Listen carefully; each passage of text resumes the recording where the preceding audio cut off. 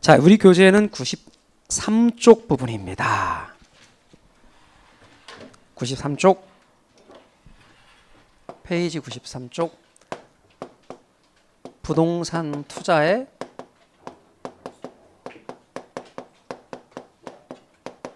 장단점입니다.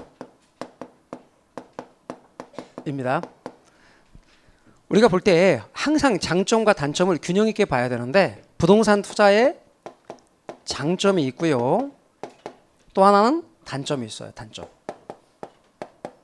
근데 부동산 투자의 장점의 가장 첫 번째로 우리가 이야기해야 될 게 지렛대 효과예요.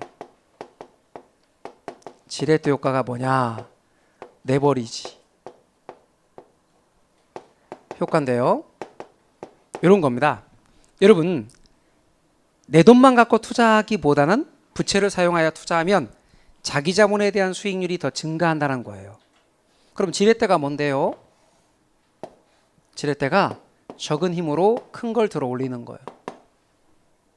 옛날에 보면은, 지금이야 뭐 이사짐센터 부르고 그러는데, 옛날에는 사람들 이사 갈 때 막 가서 도와주기도 하고 막 그랬잖아요. 그죠? 예. 근데 저희 친구들 같은 경우도 옛날 학교 다닐 때 보면은 그 선배들이 이사할 때 보면은 친구들 이렇게 부르거든요. 그러면 지금은 양문형 냉장고 이런 거였지만 옛날에는 그런 거 아니었거든요. 그냥 하나로 여는 냉장고. 그러면 선배들이 2층이나 3층 이런 데 살아요. 그러면 엘리베이터는 무슨 엘리베이터예요? 단독주택 같은 데 이런 데, 또는 빌라 같은 데 이런 데서 계단도 좁은 그런 데 3층이나 2층에 산다고요.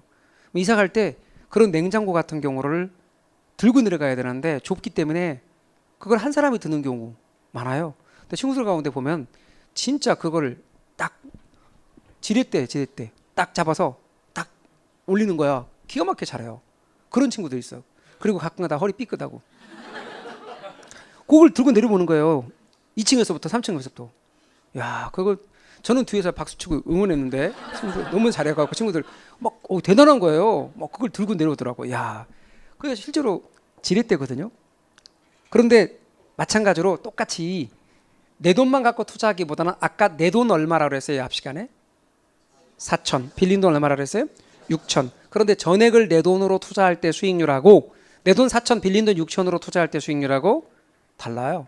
부채를 사용하면 자기 자본 수익률이 더 증가해요. 즉 다시 말하면 거기서 발생하는 수익 가지고 은행에 이자 갚고 돈 남아요. 그리고 자기 자본 수익률은 더욱 증가하는 거예요. 그렇다면 제가 질문하고 싶은 이야기는 이거예요. 자, 아까 내 돈이 4천만 원, 내 돈을 아까 유식하게 뭐라고 그랬죠? 지분 투자액. 빌린 돈이 6천만 원입니다. 이걸 뭐라고 그랬어요? 유식하게? 저당 투자액. 요거 지분 투자액, 저당 투자액, 그리고 이자율이 10%라고 가정해 보잔 말이에요. 이럴 때의 자기 자본 수익률하고, 만약에 내 돈이 2천, 빌린 돈이 8천이라고 가정해 봐요. 이자율은 물론 10%고, 이럴 때의 자기 자본 수익률하고를 비교해 보면요, 이 경우가 자기 자본 수익률이 훨씬 높아요. 나중에 계산해 드릴 거예요. 자기 자본의 비율을 줄이고 부채 비율을 키웠더니 지렛대 효과가 커진다는 거예요. 그러면 더 극단적으로 말해서 여기는 1,000만 원하고 여기를 9천만 원 하면 지렛대 효과가 더 커질까요? 더 커져요. 내 돈 하나도 없이 다 빌리면 지렛대 효과가 무진장 커질까요? 네, 그래요. 그래서 부채를 사용할수록 지렛대 효과는 커져요. 그런데 저것만 이야기하면 안 돼요. 반드시 어떤 것도 같이 이야기해야 된다? 예, 파산의 위험 가능성도 같이 얘기해 줘야 돼요. 이렇게 이 비율이 커져서 자기 자본의 비율이 줄어들고 부채 비율이 커질수록 경기가 안 좋아졌을 때 이자도 감당하지 못하는 수가 발생한다, 그 말이에요. 파산해버릴 가능성이에요. 그걸 뭐라고 하냐면 금융적 위험이라고 그래요. 지렛대 효과가 장점이지만 꼭 같이 이야기해 줄 게 뭐다? 금융적 위험이라는 것이 있어요. 파산의 위험 가능성.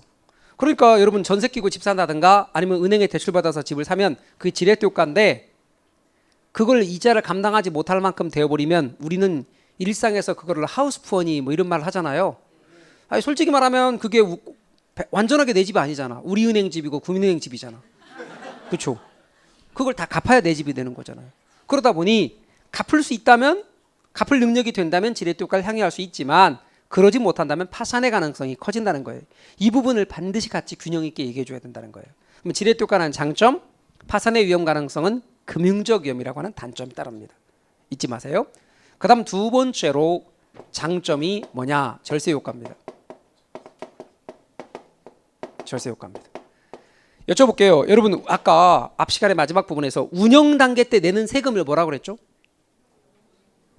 영업소득세. 처분 단계 때 내는 세금은 자본이득세. 학술상의 자본이득세예요. 세법에서는 양도소득세의 구체적인 예가 들리겠지만 학술상의 자본이득세. 운영 단계 때는 영업소득세. 그런데 여러분 우리 요걸 샀다 그랬잖아요. 그럼 요게 뭐라 그랬어요?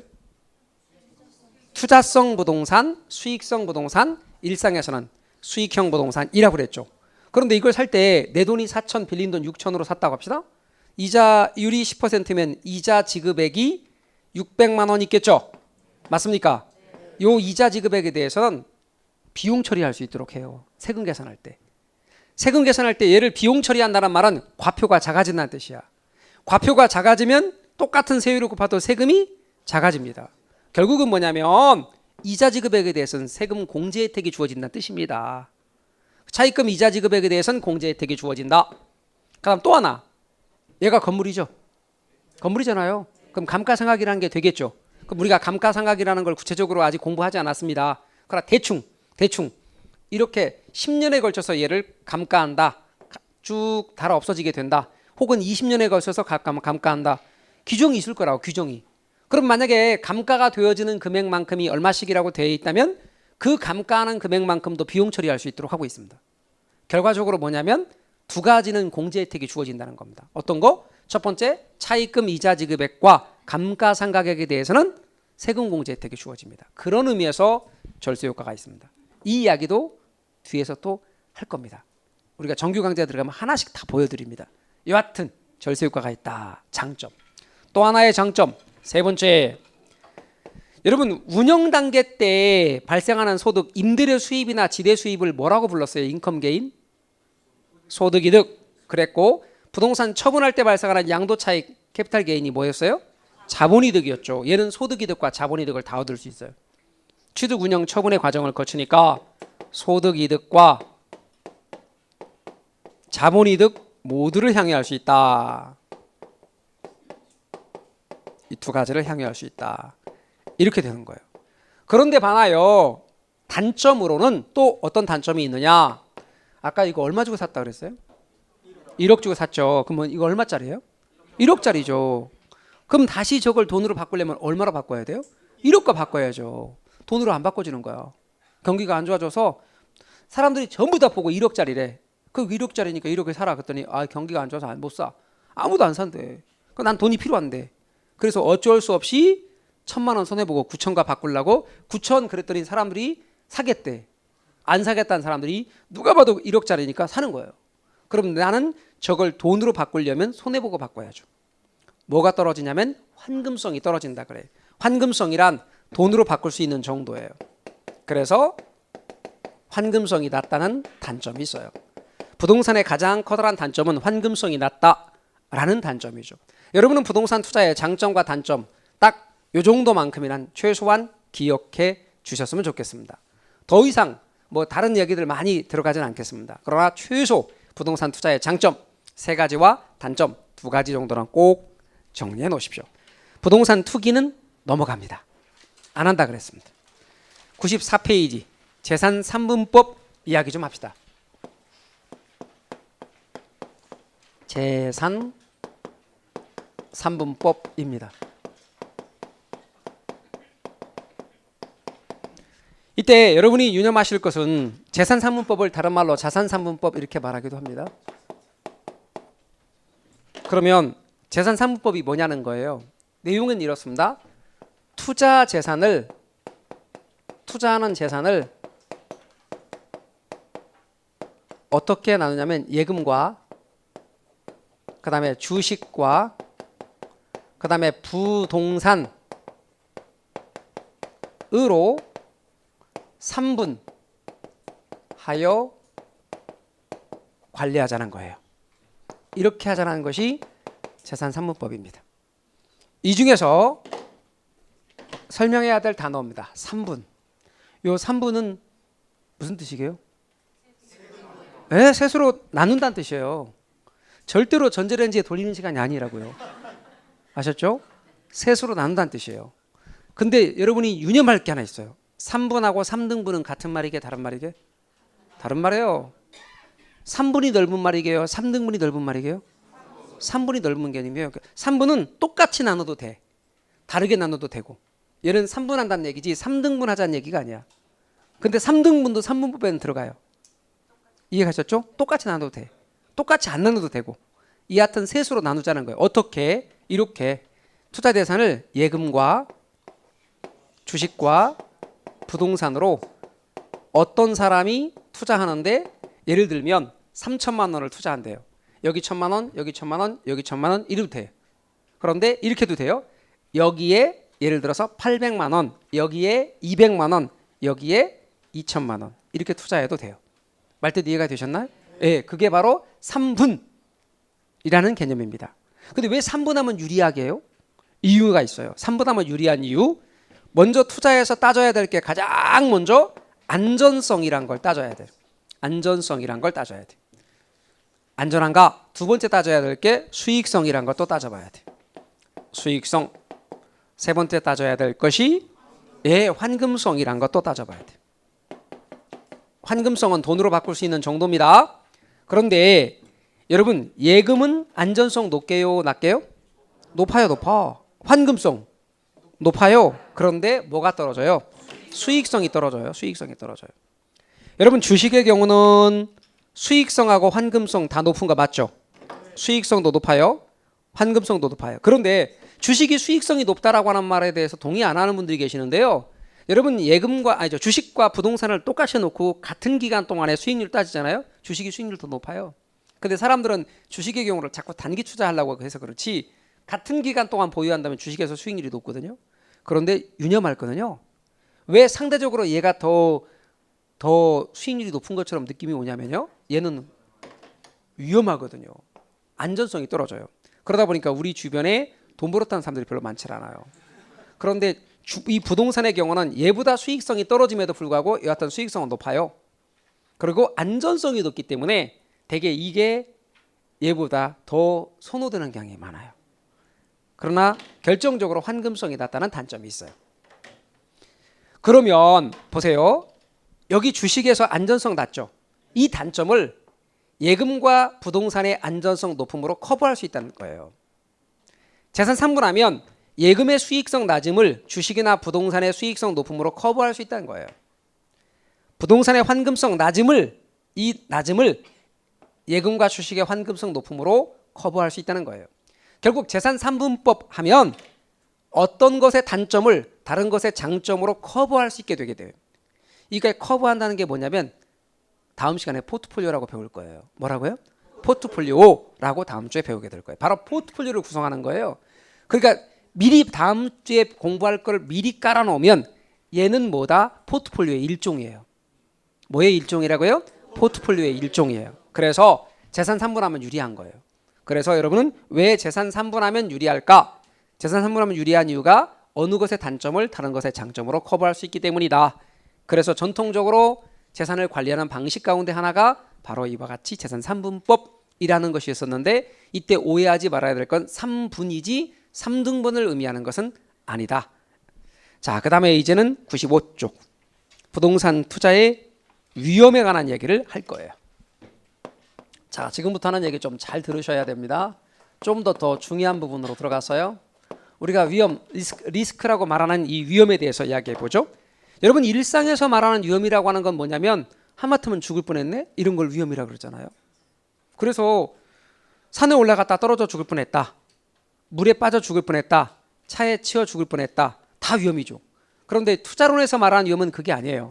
나중에 결과를 보니 예상대로 되지 않았다. 이거예요. 결과가 예상과 달라졌다. 따라서 예상한 값과 실현된 값이 같다요? 다르다요? 다르다. 이게 위험이라는 거예요. 그러면 이제 이거를 좀 더 우리 앞으로 공부할 거니까 그거 또 뒤쪽 우리가 이론 강좌와 연계를 생각하면서 제가 말을 해보면 이래요. 여러분 기대 수익률이라는 게 있어요. 아직 안 배운 말이에요. 다른 말로 말하면 예상 수익률이에요.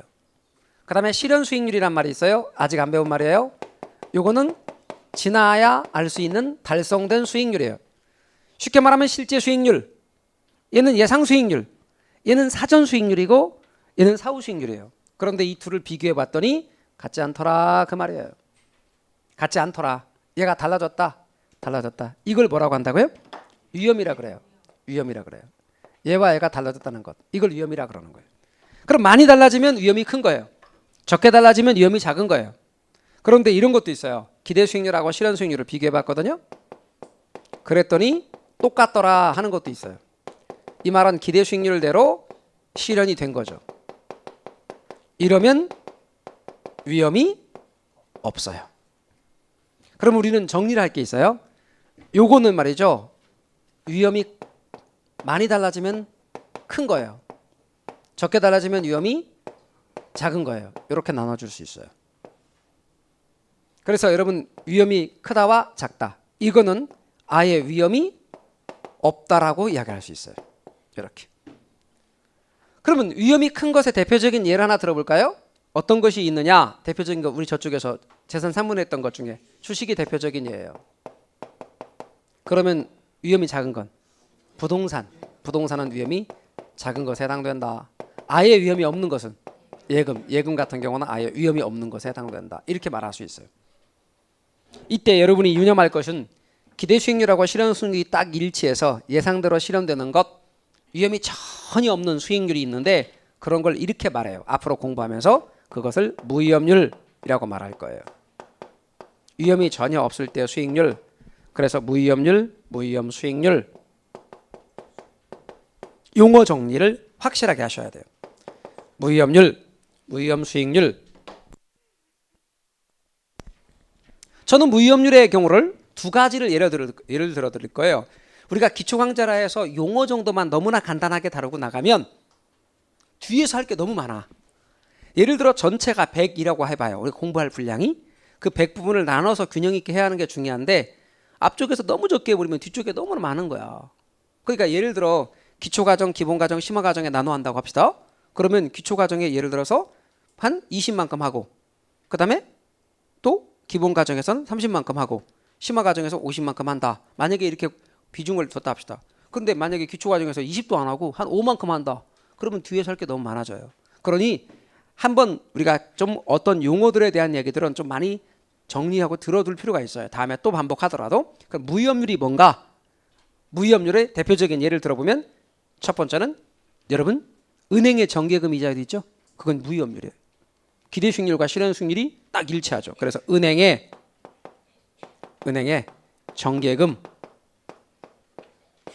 이자율 무위험률에 해당되고, 두 번째 또 어떤 게 있냐면 국채 수익률, 여기다 공채까지 집어넣어도 괜찮아요.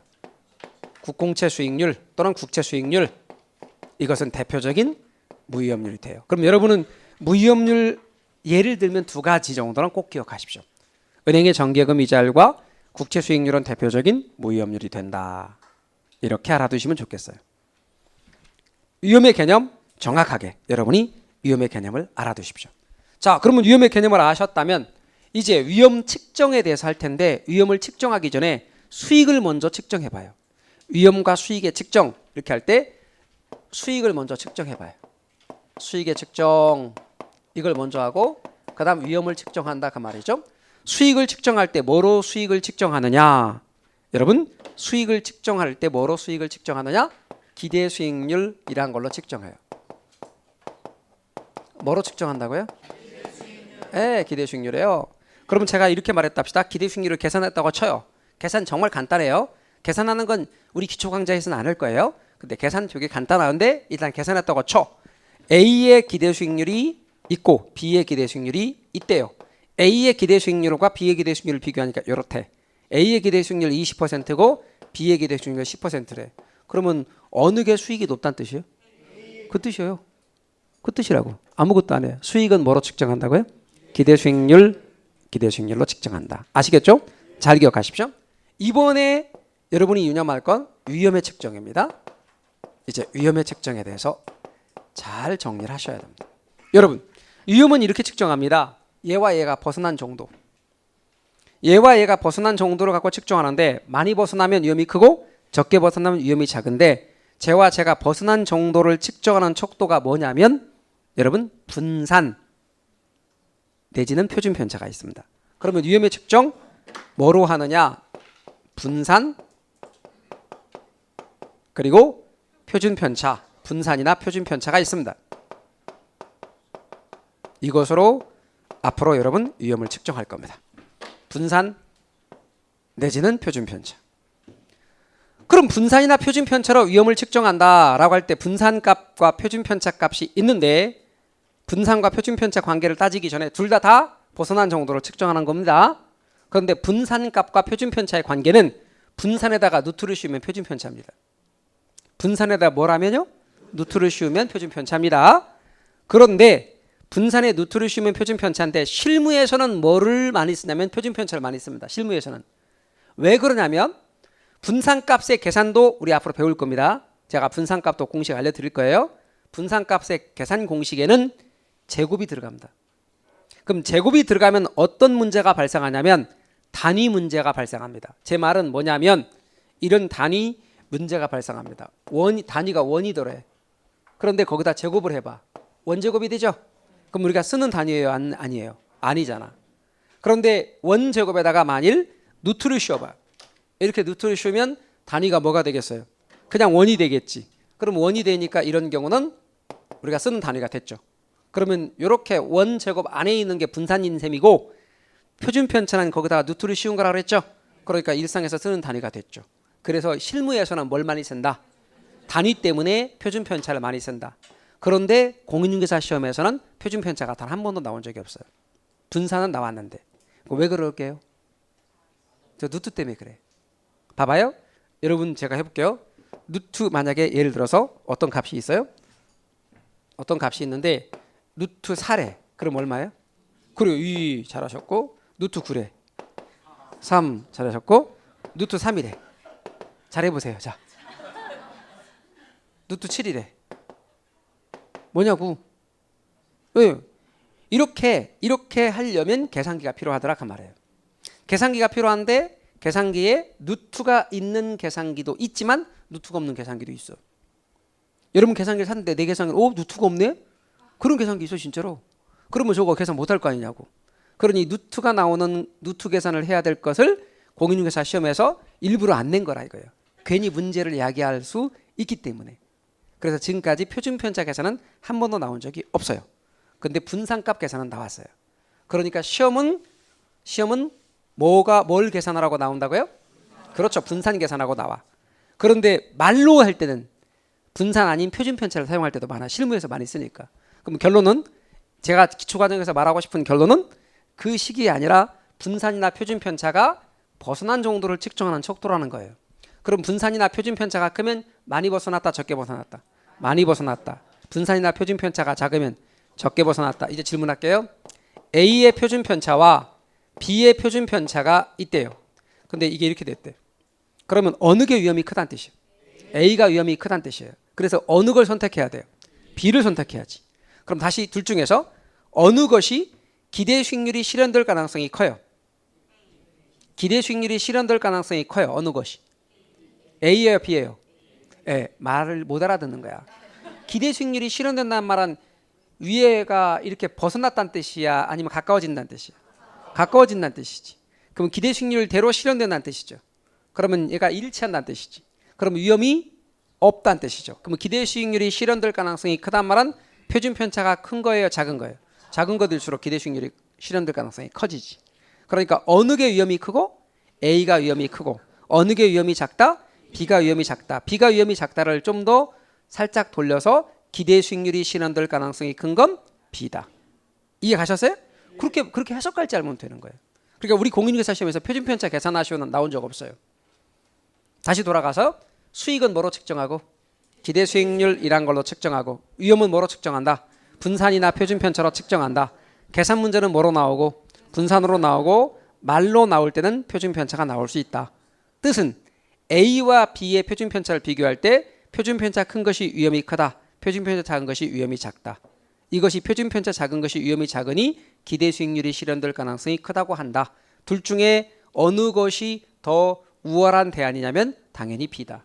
그러면 이런 경우는 B를 선택하고 이런 경우는 A를 선택하는 거죠. 맞아요? 그런데 이게 동시에 주어질 경우는 곤란해지겠죠. 곤란해질 때는 어떻게 할 거냐 하는 문제가 있겠죠. 그거는 이론 강좌에 들어가서 할 거예요. 그러니까 지금은 위험 따로 수익 따로로 이야기하는데 수익을 측정하는 척도는 뭐라고요? 기대 수익률. 위험을 측정하는 척도는 뭐라고요? 분산이나 표준 편차가 있더라. 분산이나 표준 편차가 크면 위험이 크고 분산이나 표준 편차가 작으면 위험이 작다.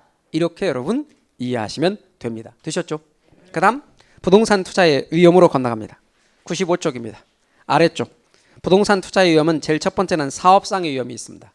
사업상의 위험이라는 것은 다시 세 가지로 나뉩니다. 부동산 사업을 해가는 과정에서 오는 위험인데 제일 첫 번째는 시장 위험이라는 게 있습니다. 그 안에 들어가면 세 번째 줄에 시장 위험 보이십니까?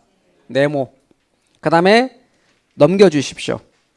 운영 위험이 있습니다. 찾으셨습니까? 네모. 그 다음 줄에 위치적 위험이 있습니다. 네모. 그렇게 사업상 위험은 세 가지로 나뉩니다. 시장 상황의 변동에서부터 오는 위험을 시장 위험이라 그래요. 시장이 끊임없이 변하죠? 시장이 좋았다가 안 좋았다 그러잖아. 시장 위험. 인플레이션, 경기 변동, 이자율의 변동 전부 시장 위험. 근데 운영 위험은 근로자가 때마침 파업을 한대. 영업 경비가 바뀌었대. 변동한대. 이런 거는 운영 위험. 근로자의 파업이라든가 영업 경비의 변동이라든가 아니면 사무실 관리의 어려움이라든가 이게 운영상에 오는 위험. 그런데 위치적 위험은 뭐냐면 이런 거예요. 여러분 제가 옛날에 나갔던 학원이 있는데 개인이 운영한 학원이에요. 그런데 이게 사거리거든요. 전철역이에요. 전철역. 어느 전철역. 전철역이니까 다 이제 출입구가 있죠. 그래서 여기 출입구로 이렇게 나왔어요. 딱 보니까 첫 학원 이제 갈 때, 근데 여기서 100m라고 그러더라고. 100m? 그래서 100m는 꽤 먼 거예요, 그죠? 100m를 쭉 왔어요. 제가 누가 봐도 100m 온 것 같아. 근데 없는 거야 학원이. 없어서 이상하다. 그래서 이렇게 봤는데도 앞으로도 더 한 거의 150m, 200m 가도 안 보이는 거야 간판이. 그래서 전화를 했어요. 100m 충분히 왔다 생각해서 전화했더니 거기서 조금만 더 내려오면 된다 그러더라고. 그래서 조금만 더 내려갔더니 이렇게 돼 있는 거 있지. 요거 들어가 있는 곳에 학원이 있었던 거예요. 그래서 제가 볼 때 좋게 한 150m까지는 아니어도 거의 150m 돼. 그런데 그냥 100m 이렇게 말한 것 같더라고요. 하여튼 그런데 좀 들어가 있어. 그러니까 여기서 도로변에서 잘 안 보여요. 여기 있어요. 여기 학원이 되게 잘 된 학원이거든요. 운영도 되게 잘하시고 또 직원들도 되게 친절하고 선생님진도 되게 좋고 되게 인원수가 많아서 개인 학원이지만 한 반 운영하는 데 있어서 한 250명 오전 반이 한 250명, 60, 200, 한 80명 이런 정도는 항상 있었고요. 특강 같은 거 보통 저 진행하게 되면 야간반까지 같이 진행해서 400명 이렇게 참석했었거든요. 그런 학원이요. 개인 학원인데 되게 잘 됐던 그런 학원이요. 그런데 글쎄 여기 학원이 생긴 거야. 여기에 전철역 나오면 1분도 안 걸리는 곳에 학원이 딱 생긴 거야. 그것도 시설이 엄청 좋은 걸로 생긴 거예요. 학원이. 이분은 여기는 시골이 이제 옛날에 만들었으니까 안 좋아. 그러면 와갖고 어느 날 막 하소연을 하는 거예요. 아 여기 학원 아무리 우리가 홍보하고 광고해도 사람들이 와갖고 여기 먼저 들려서 온다고. 그런데 또 후발주자니까 어떻게 여기보다 싸게 한 거야. 싸게. 그러니까 사람들은 처음에 선생님 진이나 무슨 그런 거 잘 모르잖아요. 그러니까 시설 여기보다 좋지 가격 싸지. 그러니까 일이 자기가 홍보했는데 뺏긴다는 거야. 여기는 홍보도 안 했는데 자기가 홍보해서 여기서 내려오면 거길 들려서 온다는 거야. 막 하소연을 막 저한테 막 하시는 거예요. 그래서 제가 방법을 일러드렸어요. 방법을. 매일같이 점심 먹고 직원들이 다 바깥으로 나와서 이쪽으로 밀으라고 학원을. 조금씩 밀면 이쪽으로 갈 수 있지 않을까. 그러니까 이건 뭐예요? 위치적 위험이에요. 위치의 고정성에서 오는 위험은 이건 안 되는 거죠. 그죠? 따라서 위치적 위험이라고 말하는 거예요. 그러니까 그 위치가 옛날에는 안 나빴는데 상권이 이동하는 것도 있죠. 상권이 이동해 버리는데 나는 따라서 못 가죠. 그런 것도 위치적 위험이에요. 위치의 고정성에서부터 오는 위험이라고 말해요. 그러니까 자 보세요.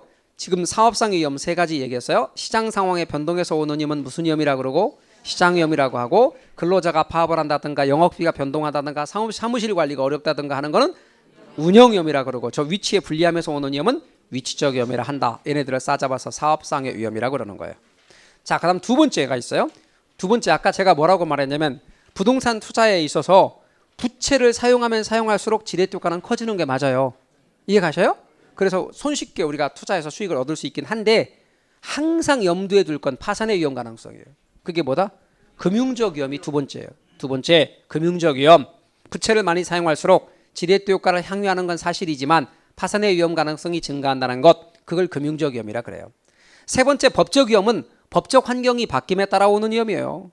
법적 환경이 바뀜에 따라 오는 위험은 대표적인 예가 정부의 정책이 바뀐다든가 해서 오는 위험들은 대표적인 거기에 속한다고 볼 수 있어요.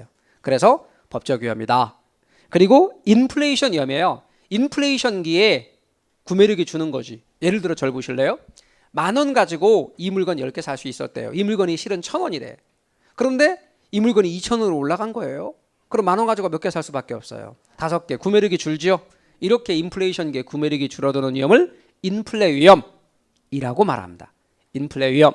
그리고 다섯 번째, 유동성이라는 거 있어요. 여러분, 유동성이란 다른 말로 환금성이에요. 그럼 유동성과 환금성은 똑같이 생각하실래요? 그리고 돈으로 바꿀 수 있는 정도를 가리킨다. 어떤 물건이 다른 자산으로의 변화 가능성을 말하는 건데, 한마디로 말하면 여러분, 돈은 그 자체로 항상 1대1로 바꿔질 수 있잖아요. 어떤 것으로든 변신이 가능하잖아. 그럼 유동성이란 변화 가능성이에요. 그러면 돈을 가지고 있으면 그 돈은 금방 어떤 물건은 이런 물건으로 바꿔줄 수 있고 이런 물건으로 바꿔줄 수도 있고, 그래서 돈 그 자체를 유동성이라 그래요. 그럼 돈이 묶이는 위험을 유동성 위험이라 부르기도 하거든요. 그런데 예를 들어 아까 말씀드린 것처럼 1억 주고 부동산을 샀어요. 그런데 이거를 다시 돈으로 못 바꾼대.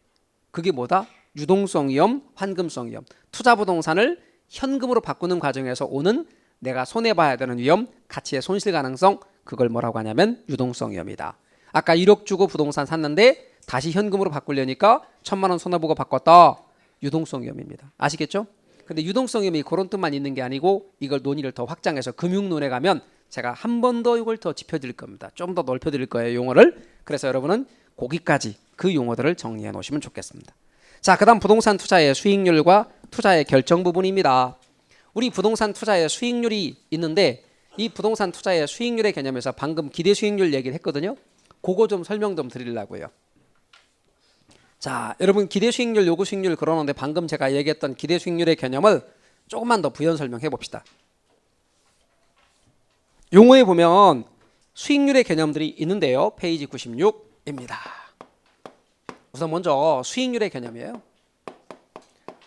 여러분은 수익률의 개념 세 가지를 알아두시는데 제일 첫 번째는 요구 수익률이라는 개념이 있습니다. 두 번째는 수익률의 개념으로서 기대 수익률이라는 개념이 있습니다. 세 번째는 실현 수익률이라는 개념이 있습니다.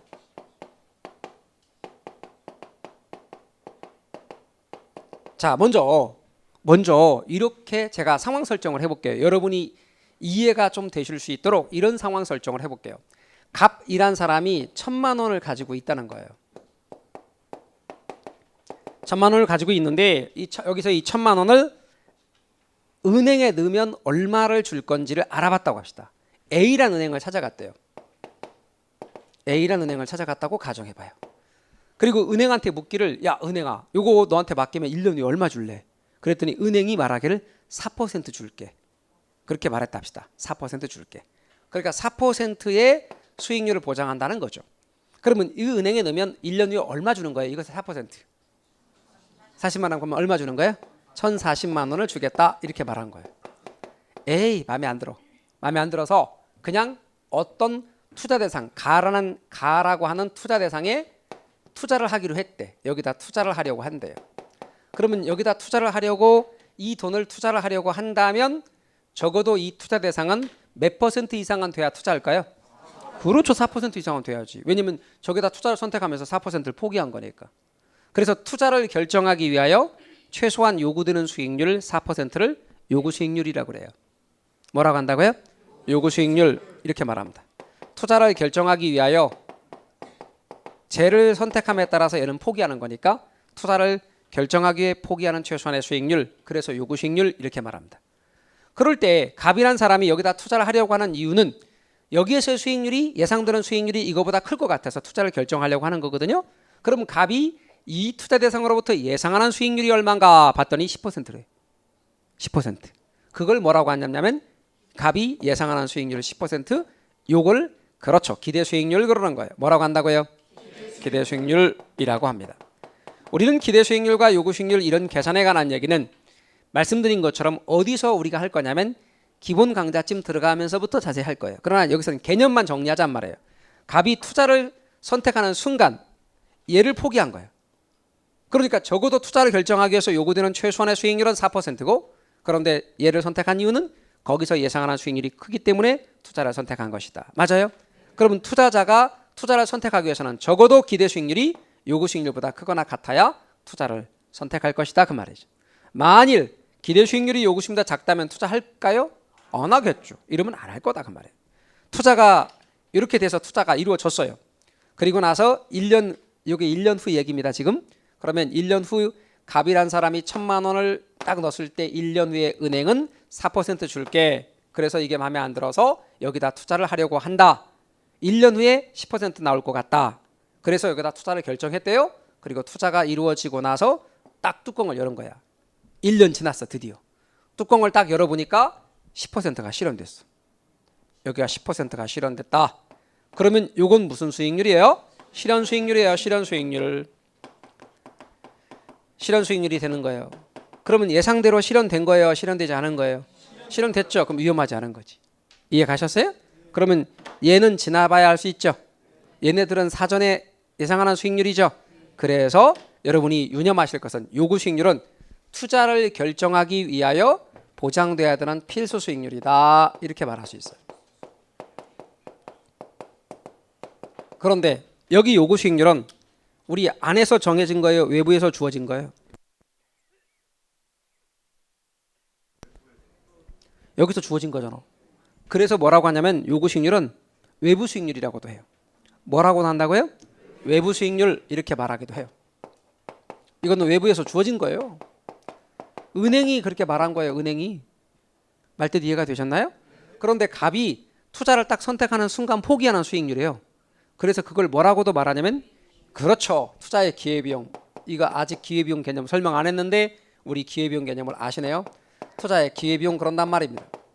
이제 기회비용에 대해서 이야기를 또 할 거예요.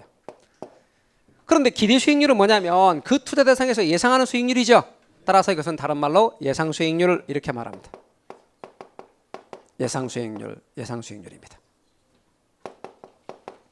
그리고 이것은 뭐예요? 지금 투자하는 금액과 미래에 예상되는 금액, 예상되는 수익이 얼마인가 봤더니 1,100만 원 수익이 예상된다는 거예요. 그러면 지금 투자한 금액과 예상되는 수익 사이에서 구한 수익률이에요. 그래서 뭐라고도 말하냐면 그렇죠. 내부 수익률 그러는 거예요. 이렇게 말합니다. 그리고 실현 수익률은 투자가 이루어지고 나서 뚜껑을 딱 열어야 알 수 있는 수익률. 그래서 얘는 실제 수익률 이렇게 말합니다. 실제 수익률 같은 말입니다. 그런데 방금 뭐라고 말씀드렸냐면 투자를 결정할 때는 사전에 투자를 결정한 겁니다. 그러니까 예를 들면 투자를 결정하는 시점이 언제냐면 2018년 11월 오늘 날짜가 며칠이에요? 27일 이렇게 11월 27일 날 이날 투자를 결정한 겁니다. 그런데 은행한테 물었죠. 근데 은행이 말하기를 야 네가 2019년 11월 27일 날 온다면 4% 줄게. 마음에 안 들어서 투자자 갑돌이가 지금 투자한 다음에 19년 11월 27일이 되면 몇 퍼센트가 될까? 예상해 봤더니 10%래. 투자를 결정하는 시점은 2018년 11월 27일이죠. 사전이죠. 이해 가십니까? 뚜껑을 연 시점은 2019년 네, 11월 27일 날입니다. 실현 수익률. 그러니까 얘네들은 사전 수익률입니까? 사후 수익률입니까? 사전 수익률입니다. 사전 수익률이다 그 말입니다. 그런데 많아요. 얘는 지나봐야 알 수 있는 수익률이므로 사후 수익률입니다. 그러면 여러분에게 여쭤보고 싶은 것은 투자는 사전에 해요? 사후에 해요? 당연히 사전에 하죠. 그럼 투자를 할 때 사용하는 수익률은 무슨 수익률과 무슨 수익률을 사용하는 거예요? 기대 수익률과 요구 수익률을 사용하는 거예요. 그래서 이 두 가지만 투자 결정할 때 써먹는 것이지 실현 수익률은 절대 투자 결정할 때 쓰지 않습니다. 그런데 그 이야기가 이번 시험에도 나왔습니다. 이번 얼마 전에 봤던 시험에도 실현 수익률이 나왔다 그 말이에요. 실현 수익률은 투자 판단 지표가 아니야. 실현 수익률은 지나야 할 수 있는 수익률이에요. 말뜻 이해가 되십니까? 왜? 그러니까 실현 수익률은 투자 판단할 때 등장하면 무조건 틀리는 거예요. 나중에 기출에서 다 보여드릴게요. 지금 이 기초 강좌가 전부 다 그런 것들이 쌓여가지고 그런 문제들을 풀 수가 있는 거예요. 다시 돌아와서 용어 잘 알아두십시오. 그런데 실현 수익률은 지나봐야 할 수 있는 수익률이다. 자, 그러면 기대 수익률이 예상 수익률이라 그랬어요. 계산 어떻게 하는지는 지금 중요하지 않아요. 그리고 투자를 결정할 때 최소한 요구되는 수익률이 뭐라고요? 요구 수익률. 그런데 제가 요구 수익률이 투자의 기회비용이라 그랬죠. 그럼 우리 잠깐 투자의 기회비용이니까 기회비용 얘기 좀 잠깐만 하자 그 말입니다. 자, 여러분 기회비용 얘기를 좀 하려고 해요. 우리 교재에 요구 수익률, 기대 수익률, 실현 수익률 이런 것에 대해서 언급을 하고 있는데 딴 건 다 신경 쓰지 마시고 잠깐만 절 좀 봐주실래요? 기회비용이 뭐냐는 거예요. 여러분 기회비용이란 이런 겁니다. 원래 A하고 B가 선택 관계에 있대. 둘 중에 하나만 선택하면 되는 거예요. 아 근데 어느 가까 고민하다가 A를 선택했대. B를 포기했대. 그러면 A 선택의 기회비용은 B다 그래요. 선택에는 기회가 주어지고 희생, 포기에는 비용이 따라가기 때문에 A 선택의 기회비용은 포기한 B다. 그래서 우리는 A를 선택했고 B를 포기했다면 A 선택의 기회비용은 B다. 그러면 우리는 이렇게 하면 돼요. 기회비용을 금방 쉽게 하는 방법은 선택한 건 가리고 포기한 걸 기회비용으로 보면 돼요. 아셨죠? 그래요. 그런데 이게 두 가지 중에서 선택하는 경우는 사실 현실적으로 많지 않아요. 아주 많은 것 중에 선택을 한다고요. 그리고 여러분이 기회비용의 개념을 명확하게 알도록 하기 위해 제가 저걸 금전적인 것으로 환산해 볼게요. 예를 들어 갑이 어느 걸 선택할까 고민하다가 마지막에 A 할까 B 할까 넷 중에서 고민하다가 A 할까 B 할까 고민하다가 마지막 A 하자 하고 A를 선택했대요. 뚜껑을 열어봤대요. 나중에 뚜껑을 열어봤더니 금전적이고 환산해 보니까 얘는 10만 원이더래. 얘는 12만 원이더래. 얘는 7만 원, 얘는 5만 원. 그러면 A를 선택한 사람 A 선택의 기회비용은 얼마인 거예요? 예, 포기한 것 중에 최고. 절대로 나머지 합치면 안 돼요. 포기한 것 중에 최고 A 선택의 기회비용은 12만 원 B예요. 이 사람이 그러겠죠. 아, B 선택할 걸. 이해가십니까? 바로 그게 기회비용인 거예요. 그럼 B 선택의 기회비용은 얼마인가요? 10만 원. C 선택의 기회비용 10만 원. 12만 원. D 선택의 기회비용도 12만 원. 그러니까 여러분 B를 선택할 경우만 기회비용이 10만 원이고 이걸 말고 나머지 선택한 전부 다 기회비용이 12만 원입니다. 그렇죠? 그러면 선택 대안이 4개가 있다 하더라도 기회비용은 가장 높은 것과 두 번째 높은 것만 기회비용이 되는 거지 세 번째, 네 번째는 절대로 기회비용이 될 수 없습니다. 그리고 또 하나 유념할 건 가장 높은 걸 선택할 경우만 가장 잘된 선택으로 두 번째 높은 것이 기회비용이 되는 겁니다. 이걸 뺀 나머지는 가장 높은 것이 기회비용이 돼버리기 때문에 잘된 선택이 아닙니다. 잘된 선택은 하나밖에 없죠. 말뜻 이해가 되십니까? 그러면 여러분이 기회비용의 개념을 조금 더 잘 이해할 수 있도록 하기 위하여 제가 이것을 기초로 해서 이런 얘기를 해보겠습니다. 기회비용의 이야기를 좀만 더 잘 이해할 수 있도록 하기 위해서 이런 예를 제가 얘기해 보겠습니다. 여러분 노빈슨 크루소라고 아시죠? 네, 아는 분이 3분밖에 안 계시기 때문에 갑돌이라고 하겠습니다. 갑돌이가 무인도에 필요했어요. 우리 그 TV에 보면 김병만이 이렇게 진행하는 뭐지 그 정글 뭔가 그런 것처럼 이 갑돌이가 무인도에 필요하게 됐어요. 그래서 생존을 위해서 시간을 안배하는데 사냥 시간이 4시간이래. 그럼 4시간 동안 토끼만 잡으면 토끼 3마리 잡을 수 있대. 그런데 물고기를 잡으면 물고기 9마리를 잡을 수 있대. 생존을 위하니까 뭐든지 먹어야 되는 거예요. 귀여운 토끼를 어떻게 먹나요? 이렇게 물어보는 친구들이 진짜 있더라고. 그냥 그래요. 자, 그런데 이게 지금 제가 설명드리는 이게 그냥 제가 지어낸 게 아니에요. 다른 시험에서 나왔어 이게. 자, 그러면 이 경우 토끼 대 물고기의 비율 관계를 알아야 기회비용을 할 수 있어요. 쉽게. 자, 토끼 대 물고기의 비율 관계가 몇 대 몇이게요? 아니 토끼 대 물고기 1대 3이에요. 1대 3. 이거 몇 대 몇 그런 거 잘 모르시는 분 있더라고. 옛날에 축구를 하는 거야. 일본하고. 딴 건 몰라도 일본하고 축구하는 건 봐야 될 거 아니에요. 근데 일본하고 우리하고 축구하고 있는데 강의가 있는 거야. 야간 강의가. 그래서 다른 학원에 있을 때 우리 남자 실장이 있길래 하면서 보고 있다가 나중에 어떻게 됐는지 알려줘. 그랬더니 2대 1이에요. 그렇게 하더라고요. 그래서 우리가 이겼을 때 저쪽이 2예요. 그러더라고요. 참. 제가 그랬죠. 바로 너 일본 놈이지. 항상 비교할 때는 상대적인 거 해야지. 따라서 토끼 대 물고기 그러면 1대3.